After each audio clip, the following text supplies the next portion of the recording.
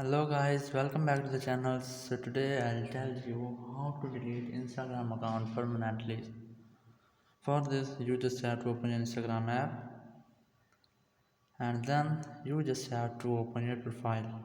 Just tap on your profile icon, tap on it, and then here the three dots on the top right corner of the screen.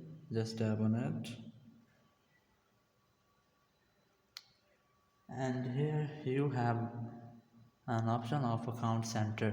Just tap on it, and now you just have to select personal details.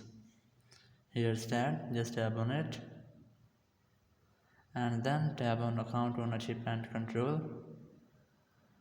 Now tap on deactivation or deletion of account. Now select your Instagram account, and here you have two options of deactivation your account or deletion of your account.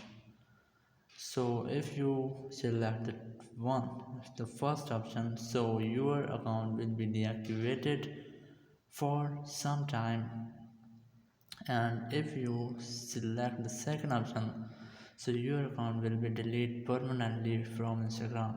So select the second option and then tap on continue. After that your Instagram account will be permanently deleted. Thank you very much for watching the video. Until next video, bye bye.